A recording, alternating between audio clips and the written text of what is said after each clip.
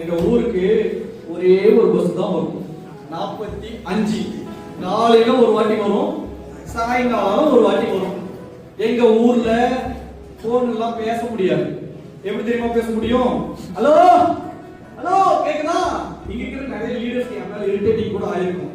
அந்த மனிஷாருக்கு போன் பண்ணாலே hello ஹலோன்னு கத்துறதுக்குள்ளேயே energy போயிடுது. ஜூம் மீட்டிங் எப்படி தெரியுமா நடத்துறேன்? என் வீட்டுல மாடிக்கு மேல இன்னொரு மாடி, அந்த மாடிக்கு மேல தண்ணி டேங்க் பக்கத்துல போய் உட்கார்ந்து நடத்திட்டு இருப்பேன். இல்லைன்னா கார் எடுத்துட்டு ஒரு 1 கிலோமீட்டர் ஹைட்டா இருக்கிற இடத்துல போய் நின்று பண்ணிட்டு இருப்பேன் ஜூம் மீட்டிங்.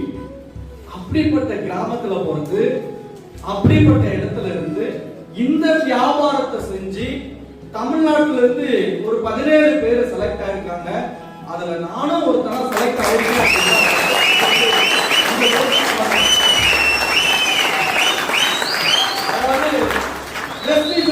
நான் 1 லட்சம் ரூபாய் சம்பாதிக்கிறேன், கார் வாங்கியிருக்கேன், வீடு கட்டியிருக்கேன், என் டீம்ல இத்தனை பேர் சம்பாதிக்க வச்சிருக்கேன்.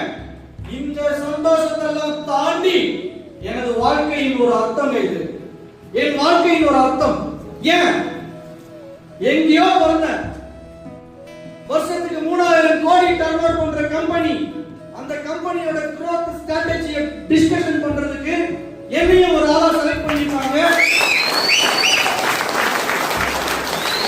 இனியும் 50 ஃபாரினுக்கு போவேன், 50 ஃபாரினுக்கு போவேன். இந்த ட்ரிப் மாதிரி வராது, ஆனா இந்த ட்ரிப் மாதிரி வராது.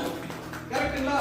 என் வாழ்க்கையின் ஒரு அர்த்தமா நான் பார்க்கிறேன், என் வாழ்க்கையின் உச்சகட்டமா நான் பார்க்கிறேன். யோசிச்சு பாருங்க. இதே வாய்ப்பு தான் உங்களுக்கு.